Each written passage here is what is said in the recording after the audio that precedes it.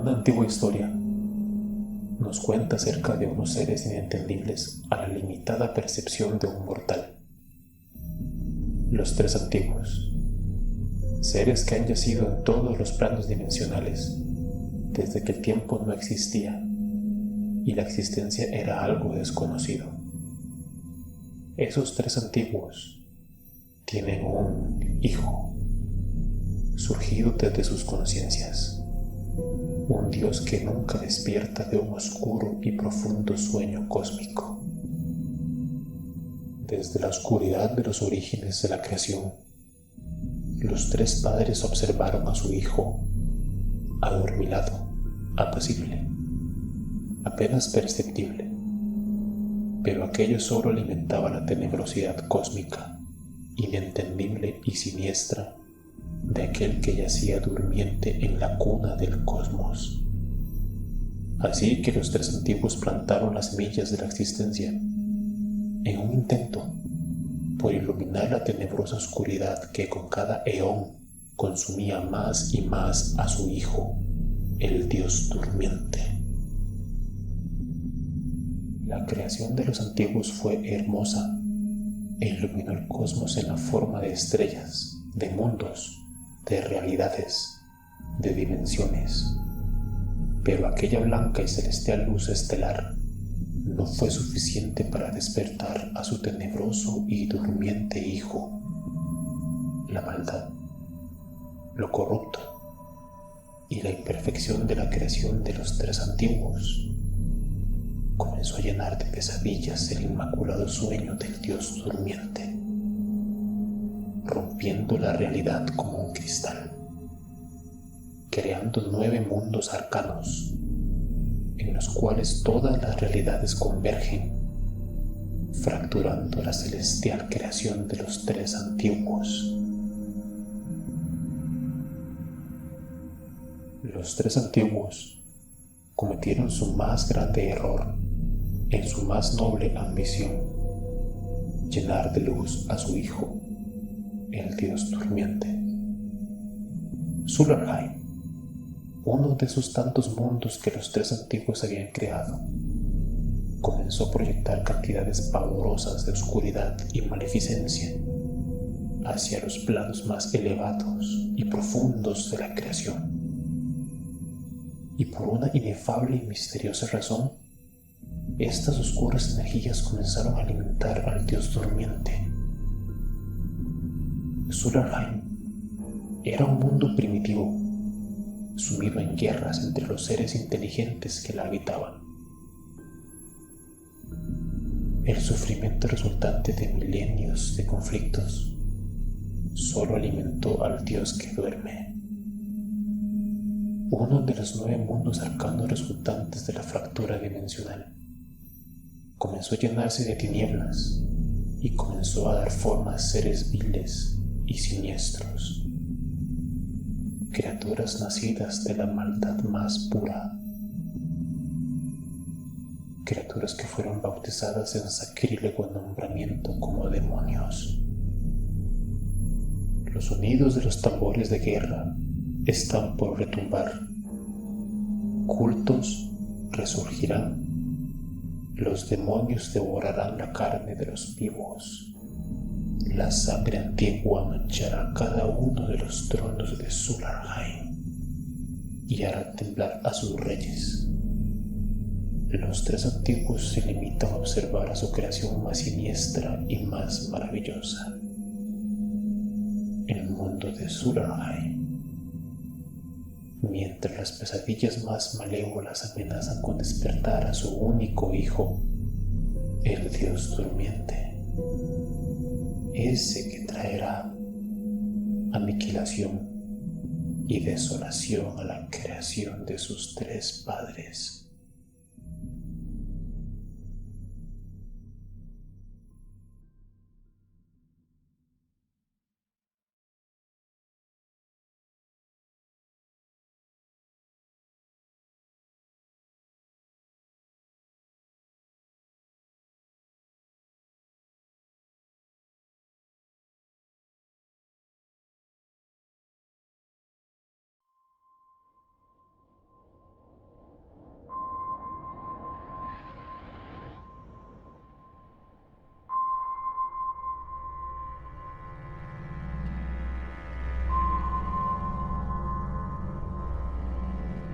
Primer acto.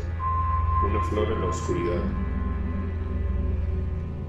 La mágica ciudad flotante de Efimia, lugar donde su vida cambió para siempre, donde la maleficencia rasgó el fino velo de su humanidad y ya nada volvió a ser como solía ser. Los años y la soledad congelaron su corazón, volviéndola una mujer fría, calculadora, antipática, implacable a la hora de cazar a sus objetivos. Pero también la había vuelto una mujer triste. Su condición como mercenaria terminó arrastrándola a una nueva aventura, la más arriesgada de todas, una con la incierta promesa de salvar su triste y decadente mundo, además de salvarse a sí misma.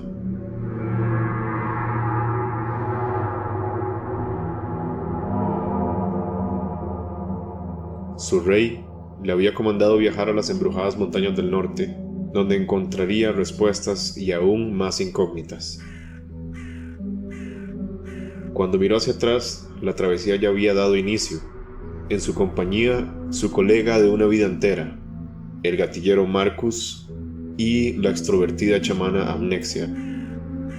Recorriendo la ciudad de sus ancestros, la ciudad de Adagam, donde sus pasos los llevaron a un misterioso y encantado bosque, que como si tuviese vida propia los guió a sus entrañas, bajo su húmedo y frío suelo, lugar donde enfrentarían por primera vez su destino.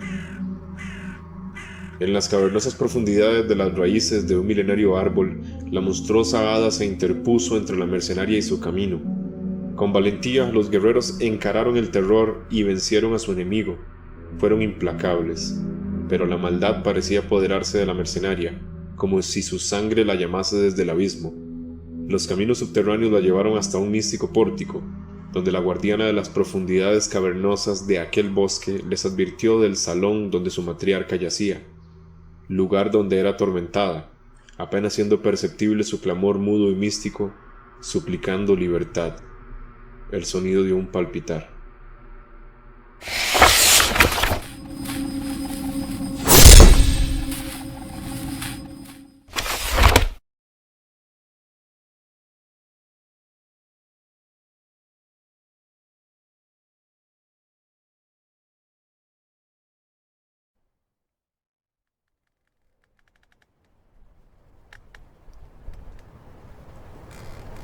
Ingresamos al cubil y la puerta se cerró detrás de nosotros. Miramos alrededor. Las raíces que formaban las paredes, el piso y el techo del lugar eran una extraña amalgama de madera, sangre y carne. La sangre se escuchaba fluir por grandes estratos y la constante siempre fue un repugnante y siniestro olor a pudrición, a mortandad. Caminamos en el techo, que daba hasta el exterior, permitiendo que el sol iluminase un extraño árbol que había crecido en la región central del siniestro cubil de Magray. Nos acercamos a aquel extraño árbol, formado de carne y madera, pero no logramos encontrar ningún fruto palpitante, ni el rastro de la matriarca Magray. Marcus recordó las semillas que nos habían entregado a Amnexia y a mí, durante nuestra breve estadía en el reino de los etéreos. Kyria, Amnexia, las semillas. Saqué las semillas de mi bolso para pociones y estas inmediatamente reaccionaron. Las vi brillar con suavidad, emitiendo una luz muy tenue. ¿Qué hago con las semillas? ¿Las planto acá? Pregunté a mis compañeros mirando el fulgor de las semillas. No sabía qué hacer con ellas. Si la guardiana de la entrada a este cubil no nos mentía, debería sembrar las semillas en este preciso lugar. Por alguna razón, la chamana no confiaba en la mujer arácnida. En un pequeño estrato de tierra, cavé 2 pequeños hoyos. Sembré las semillas mágicas y raíces verdes brotaron del preciso lugar. Estas empezaron a cubrir al árbol macabro. La magia de las semillas obligó al árbol aquel a abrirse por el medio, dejando ver que el fruto que buscábamos se encontraba en su interior. Una masa de carne que sangraba y palpitaba, terrorífico a la vista. Algo o alguien se retorcía en su interior. Pensé que las semillas mágicas tendrían alguna otra utilidad, pero no. Su función solo era mostrarnos el fruto palpitante. Me acerqué y desenvainé mi daga. ¿Qué vas a hacer con esa daga, Kyria?, preguntó asombrada Amnexia. Dentro de esa cosa se encuentra un ser vivo. No veo otra manera. Debemos rebanar por el medio el susodicho fruto palpitante, para sacar a quien sea que esté dentro. Asentí y acaricié el filo de mi acero. Me dirigí al árbol y con mi daga desgarré el fruto de arriba hacia abajo, liberando al ser que se encontraba prisionero en el interior. Era un ser femenino, de piel verde claro. Sus rasgos apenas eran reconocibles al estar cubiertos de retazos de carne putrefacta y estar bañada en sangre. Lo más resaltable eran las astas de ciervo que surgían de su cabeza. Se arrastró 6 codos por el suelo y cayó inconsciente. Las raíces que surgieron de las 2 semillas mágicas y habían envuelto el árbol macabro anteriormente, rápidamente se extendieron, envolviendo las manos y piernas de aquel ser. Seguido, las raíces se extendieron por el cubil, consumiendo la carne, la sangre y la corrupción. La sonrisa que se dibujaba en nuestros rostros se nos fue arrebatada de manera violenta. El verdor que empezaba a expandirse por el cubil de la matriarca comenzó a pudrirse y se volvió ceniza. El ser que yacía en el suelo comenzó a convulsionar, se cubrió de tenebrosidad y una aterradora figura oscura coronada con inmensos cuernos surgió. Extendió su mano y de por entre la carne putrefacta del suelo surgió una enorme espada hecha de algún tipo de roca negra. La empuñó y abrió sus ojos negros como la madrugada. ¿Qué hacen en mi árbol? Siento la profanación de mis dominios, nos dijo el oscuro y amenazador ser. Tú misma nos has convocado a este preciso lugar, Magray. Estamos aquí para ayudarte. Le dije a la criatura que sin lugar a dudas se trataba de Magray. Ella susurra a mi oído que ustedes han venido a destruir mi bosque. Las raíces mágicas de las 2 semillas intentaron arrebatarle la espada, pero fue inútil. La matriarca se liberó y a velocidad antinatural arremetió en mi contra, apenas dándome tiempo de desenfundar mi acero y bloquear su ataque. No interfieran, pueden matarla a ella o a mí, le advertí a Mexia y a Marcus. La matriarca arremetió contra mis amigos, asfixiándolos con sus raíces mágicas, situación que en un inicio me llenó de impotencia, que dio paso a una ira desmedida, incontrolable, malévola. Mi instinto me decía que acabara con Magray. La ira incontenible que me había invadido me estaba convirtiendo en algo que no era yo.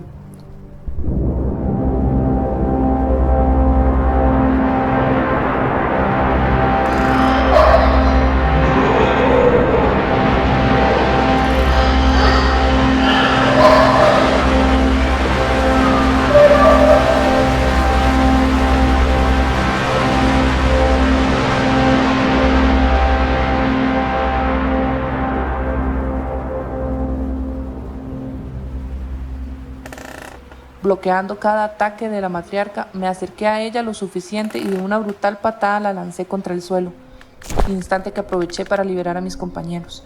Cegada por la ira, me dirigí a Magray, quien aún se encontraba en el suelo, e intenté clavar mi espada en su corazón, siendo la matriarca apenas capaz de desviar la mortal estocada.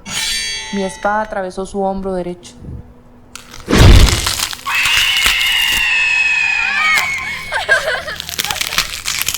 Maldita aberración decadente. Muere, Magray. Le grité a la matriarca, cuyo grito de dolor invadió su malévolo cubil.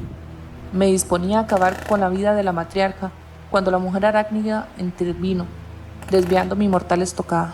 La mujer arácnida me miró a los ojos y lloró. La matriarca se sostenía del hombro que yo había atravesado con mi espada.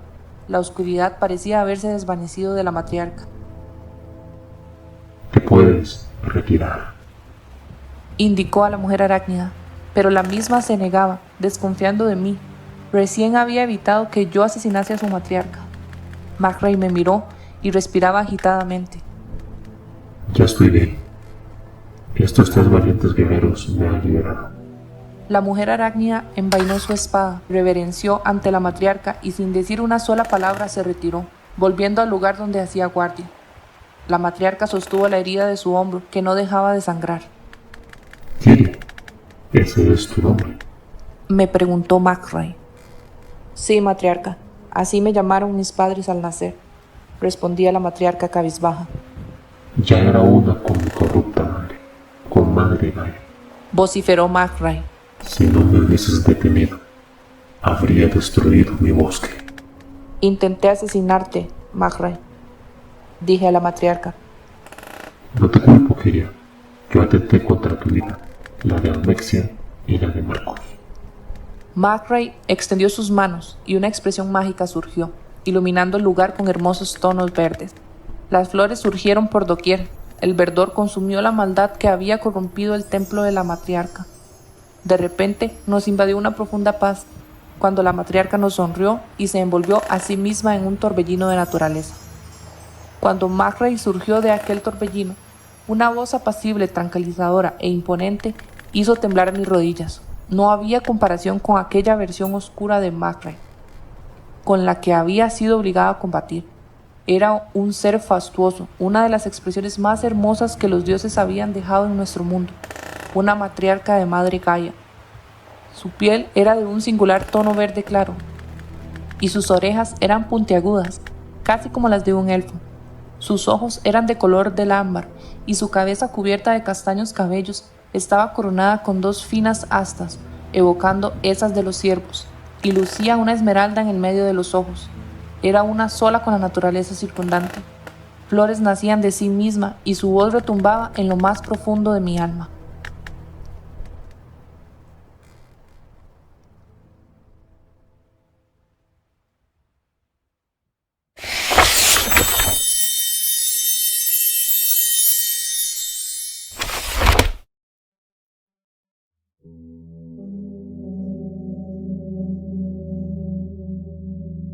Segundo acto. La ciudad de los dioses olvidados. Un atisbo de luz había iluminado las profundidades cavernosas, bajo las raíces de aquel gigantesco árbol. La mercenaria y su compañera, Agnesia la chamana, viajaron a las profundidades del reino de los etéreos, donde se les fueron entregadas las semillas de la matriarca, mediante las cuales lograron despertar a Magray de su maléfico y oscuro sueño. El verdor regresó al bosque de la matriarca, había recuperado su antigua gloria, su camino continuaba por donde pocos se atrevían a caminar. El viaje los llevaría de manera inevitable a la ciudad de la Cruz Escarlata.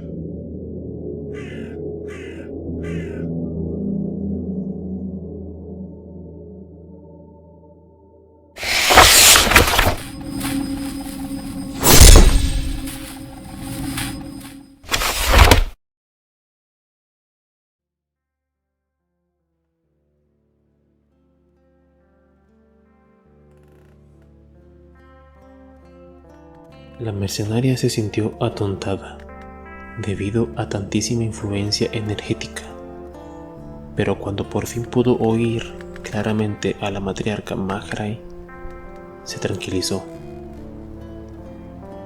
La misma les dijo hola y les dijo que les daba las gracias y que les debía un perdón, ya que en su bosque les había encerrado y en la locura de su decadente sueño intentó acabar con sus vidas.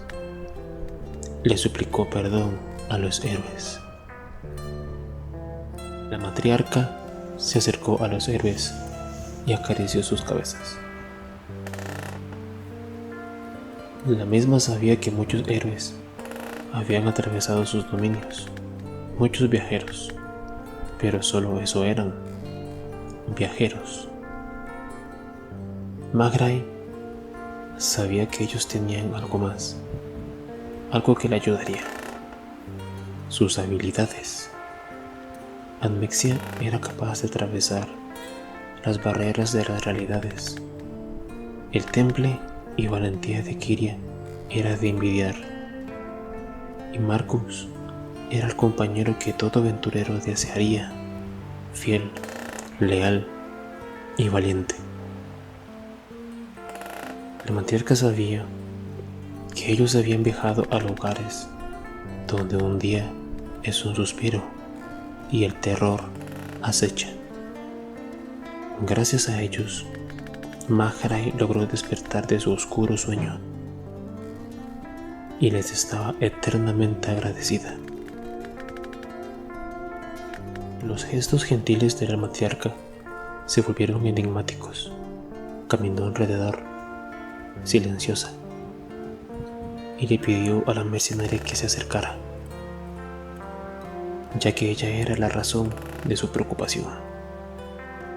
Sabía que un gran poder demoníaco corría por las venas de Kiria.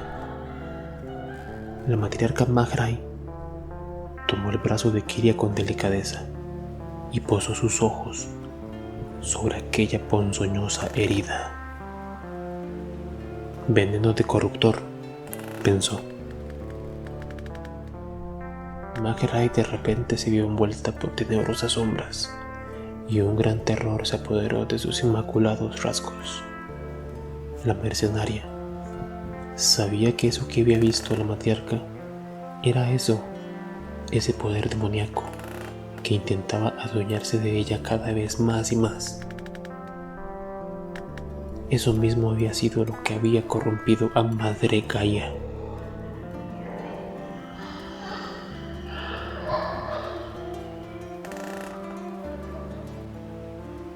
La matriarca les indicó que desde que Madre Gaia sucumbió a la decadencia hacía unos años, había caído víctima de un inaguantable y oscuro sueño, durante el cual apenas era consciente de qué sucedía en su bosque. La matriarca extendió sus manos y un fino hilo de energía surgió del suelo, energía que dirigió a la herida de la mercenaria. En 16 años, Kiria nunca se había sentido tan aliviada del dolor demoníaco que le producía aquella herida. La matriarca les indicó que mediante su cuerpo, el cuerpo de la mercenaria, había podido ver la maldad y la decadencia pasar delante de sus ojos. La mercenaria, por su parte, le aclaró que no era normal que un mortal fuese capaz de soportar tanto dolor, tanto sufrimiento. Un demonio se había instalado en su carne y lo había estado gestando en su vientre. Eso solamente era una tortura. Kiria solo quería paz. Quería que el dolor se detuviera. Quería una vida como la de todos y morir de vejez, no consumida por una maldición. La matriarca le indicó que el día que encontrase su verdadero camino en la vida, quizás descubriría si su sufrimiento es una maldición, una prueba o un capricho del destino.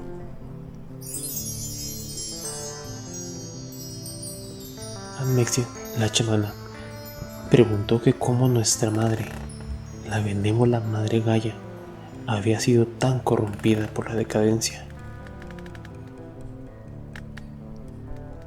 Los ojos de Almexia brillaron de curiosidad.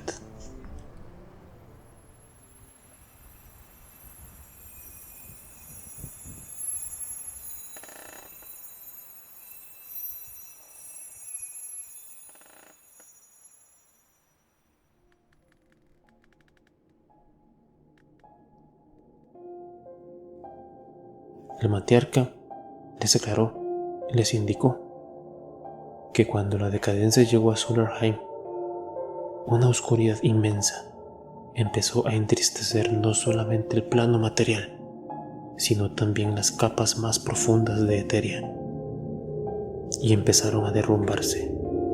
Los dioses elementales lucharon batallas dentro de sí mismos contra esas fuerzas demoníacas que intentaban adueñarse de ellos. Solo Padmavati, diosa del agua y reina de los nagas, así como Hefestos, dios del fuego y del metal, fueron lo suficientemente poderosos para expulsar el mal de sus conciencias y de sus dominios. La matriarca Magrai miró sus manos y apretó los puños. Seguido les indicó a los 3 héroes.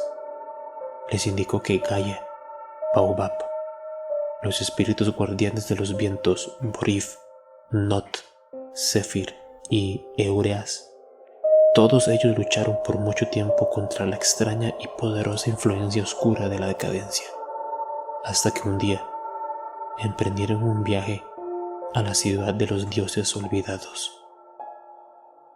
La matriarca pensó en lo peor, pero no, ya que aquellos dioses antes mencionados regresaron de la ciudad de los dioses olvidados.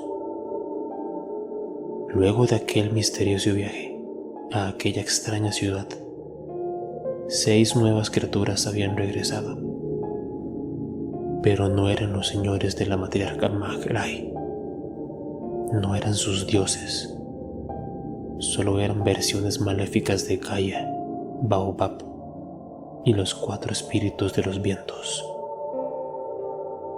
Admexia aclaró que la ciudad de los dioses olvidados era un lugar donde vagan eternamente los dioses a quienes ya nadie reza y ya nadie recuerda. Después de aquellas palabras, la chamana se mostró sombría por unos momentos. Seguido continuó.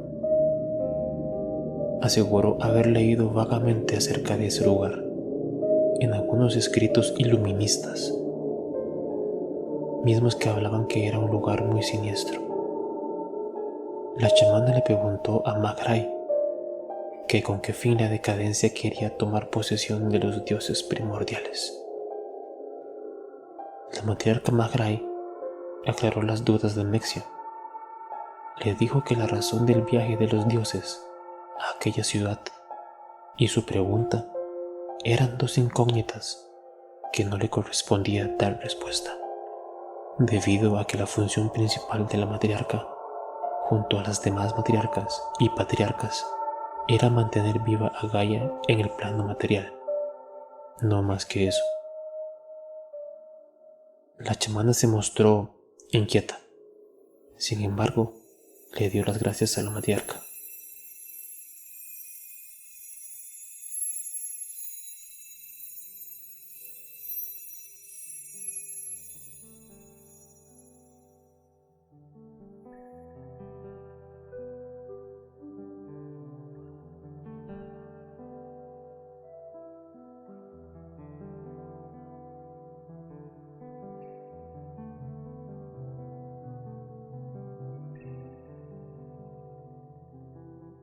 La matriarca dio 3 pasos y miró a los 3 héroes.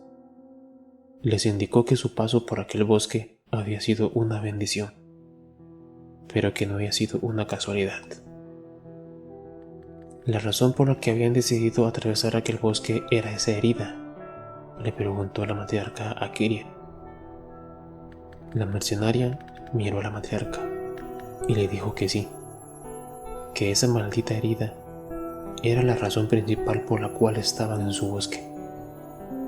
Necesitaban llegar a Cruz Escarlata, donde luego seguirían su rumbo hacia las montañas más hacia el norte. Ahí, una bruja la ayudaría. La matriarca Magrai se mostró sombría y les indicó que la ciudad, esa a la que se dirigían, Cruz Escarlata, era una ciudad conocida por su oscuridad, famosa por su hechicería demoníaca. En esa ciudad, la magia negra y la nigromancia eran tan normales como lo es respirar.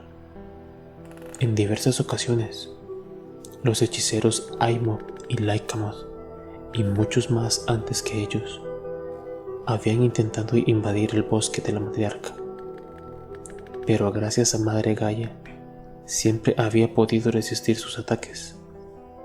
La matriarca Magrai era testigo del poder de aquellos 2 hechiceros. Les indicó que fuesen muy cuidadosos, ya que en ese lugar se utiliza un tipo de magia muy misterioso y muy peligroso.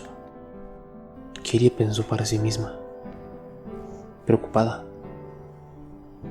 ya que incluso una criatura como Magrai sentía respeto y miedo de aquellos hechiceros que habitaban Cruz Escarlata, y aquello no era una situación que la llenara de tranquilidad. pero no tenían alternativa. Era el único camino a seguir. La matriarca sonrió a los 3 héroes y les dijo que nunca los olvidaría. Seguido les dio la bendición de los dioses aún benévolos y les dijo que los llevaría a los lindes de su bosque.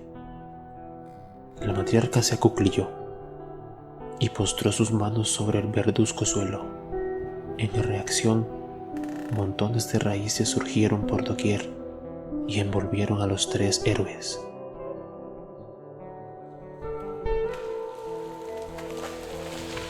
Kiria cerró sus ojos y cuando volvió a abrirlos, la luz del exterior la cegó por unos instantes. En un parpadear, habían sido llevados a los límites norteños del bosque. Cuando la mercenaria volteó la mirada, las raíces de la matriarca regresaban a las profundidades de su bosque, junto a ella. Marcos se acercó a Kiria y Admexia y les preguntó acerca de los caballos, ya que los habían dejado amarrados en el extremo sureño del bosque. Kiria le indicó que no tenían tiempo para retroceder, que perderían varios días de viaje, así que tendrían que caminar, le indicó a Marcos.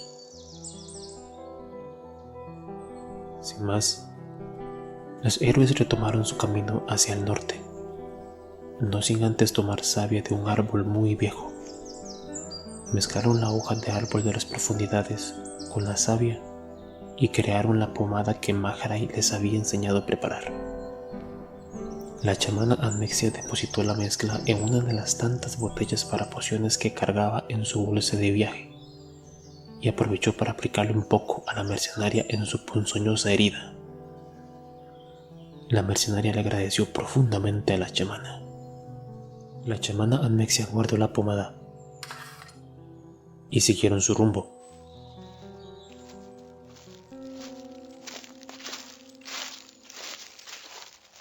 No se encontraban muy lejos de la salida del bosque. No tuvieron que caminar mucho para empezar a sentir el cambio de energías. Entre más cerca de la salida del bosque, más oscuridad se volvía a sentir. Las plantas y los árboles cambiaban de un verde lleno de vigor a tonos grisáceos, marrones y rojos sangre. Finalmente alcanzaron los lindes del bosque, llegando a la salida, y se asombraron. El niño de la linterna y la mujer los esperaban junto a sus caballos.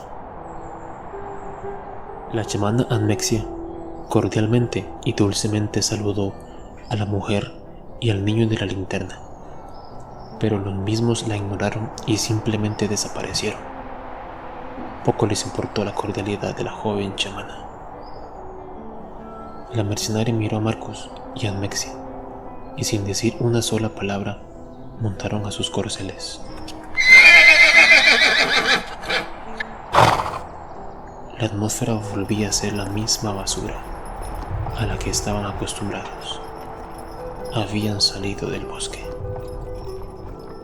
Recorrieron un empedrado camino y cuando volvieron a ver hacia atrás, la morada de Mahray apenas era distinguible por entre la nieve, que entre más seguían hacia el norte, se volvía más densa. Cabalgaron por casi día y medio, hasta que el cansancio pudo más que ellos, y se detuvieron. Contemplaron el paisaje. Estaban en la cima de una colina. La soledad, la inmensidad y la desolación de aquel páramo eran sobrecogedoras, sumado a un cielo gris y al clamor del viento.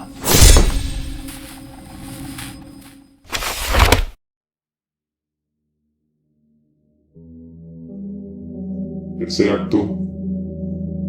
Horizonte escarlata. Ahí, mirando a la lejanía, hacia un desolado y helado páramo, los héroes meditaron de su experiencia en el bosque de la matriarca y del porvenir. Aterrados miraban el horizonte, donde a lo lejos difusa entre la nieve que caía con suavidad, se alzaba imponente, enhiesta y siniestra, la ciudad de Cruz Escarlata.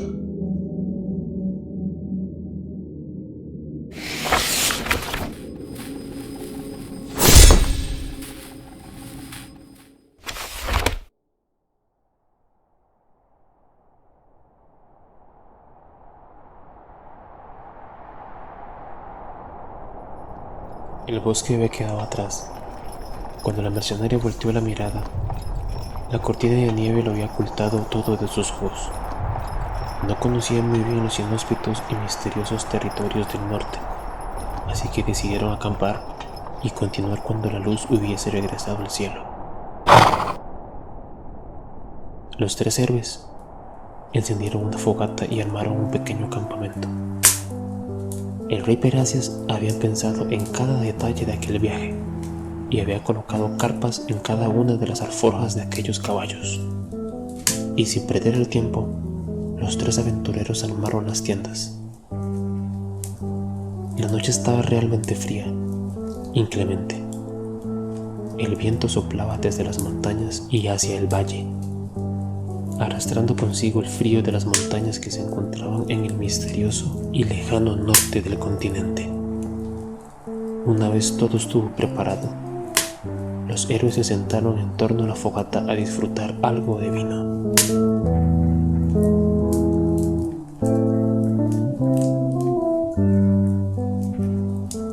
Marcos les dijo que eso que habían vivido en el bosque no lograba sacárselo de la mente. Había vivido muchas aventuras junto a Kiria. Se habían enfrentado a criaturas muy peligrosas. Habían luchado contra tipos despiadados y sanguinarios. Pero nada era comparable a lo acontecido en el bosque de la matriarca Magrai. Marcos tomó un poco de vino y suspiró. Y les dijo que el mundo estaba peor de lo que él pensaba. Esa facilidad que tenía la maldad para materializarse lo asustaba mucho. Hacía unos días armaba un cañón mágico en su casa. Aquel día se encontraba viajando en busca de una bruja, en un mundo tan incierto que no parecía ser el mismo, donde el pobre Marcos jugaba de niño junto a una joven Kiria. Kiria, intentando tranquilizarlo, le ofreció algo más de beber.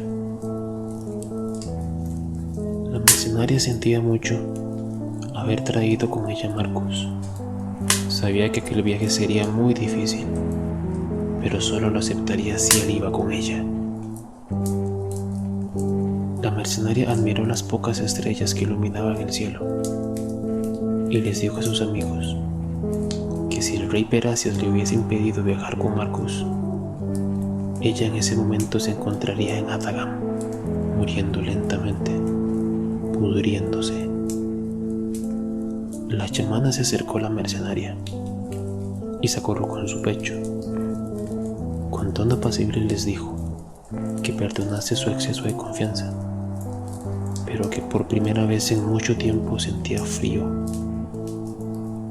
Misteriosa, la chamana miró hacia la lejanía, hacia Cruz Escarlata. Les explicó a sus amigos que solo el frío antinatural la afectaba, que debía de ser por su cercanía con la ciudad maldita, con Cruz Escarlata. Marcos y Kiria la miraron y meditaron en todo aquello que había sucedido en las entrañas de aquel árbol. Había sido una experiencia muy poderosa. Sabían que debían ser fuertes y apoyarse entre los 3. Miraron a su alrededor y no tenían a nadie, solo se tenían a ellos 3. La mercenaria una vez más miró hacia la lejanía, por entre la cortina de ventisca y nieve.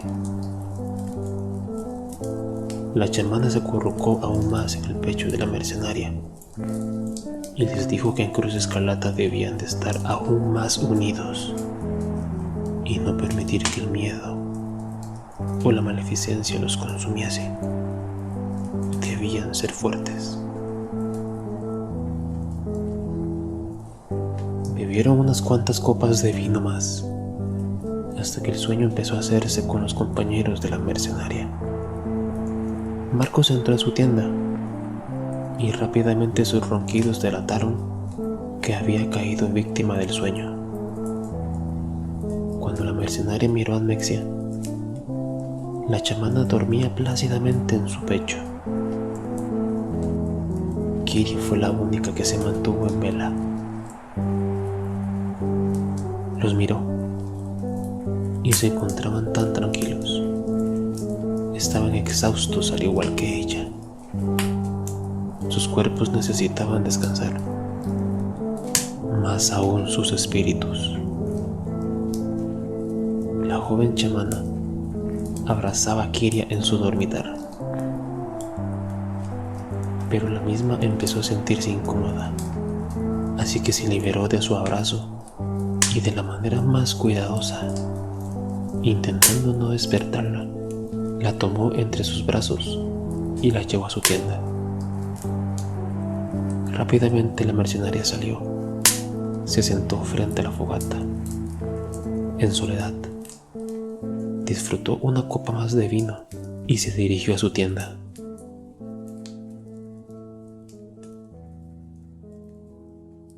Sin darse cuenta se encontraba soñando.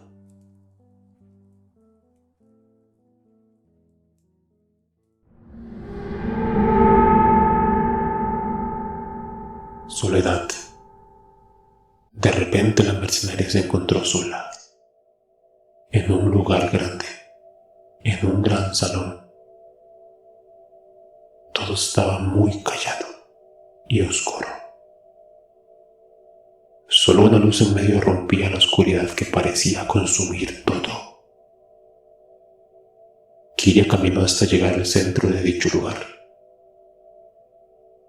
Se encontraba parada ahí, y una sensación muy extraña le impidió poder moverse más. Estaba ahí, inmóvil, rodeada de oscuridad, solo escuchando su respiración. De repente, todo se encontró en un silencio absoluto. Un silencio tan profundo que incluso dejó de escuchar su propia respiración. 3 figuras aparecieron. Eran altos. Solo podía ver sus siluetas a medio iluminar. La oscuridad del lugar no le permitía contemplarlos con detenimiento. Luego, una figura más alta y alada apareció al lado de estos 3. La luz que iluminaba a Kiria se extinguió por un instante, y cuando volvió a iluminarse, tenía a los 3 primeros muy cerca. Sus rostros casi tocaban el de ella, pero no podía reconocerlos. Unas máscaras completamente blancas, adornadas con 4 puntos rojos, evitaban que les pillaran los rostros.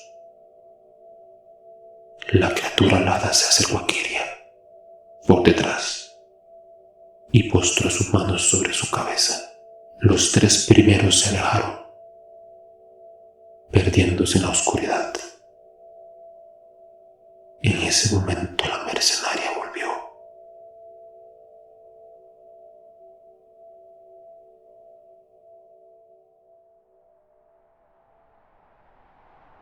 Abrió los ojos y estaba en su tienda.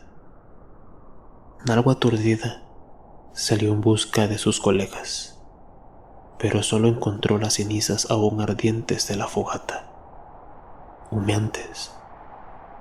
Aún escuchaba roncar a Marcos y asomó la mirada dentro de la tienda de la chamana, descubriendo a la joven profundamente dormida, tanto así que había babeado y se había llenado una mejilla de su propia saliva. La mercenaria se agarró el pecho. Ya había amanecido.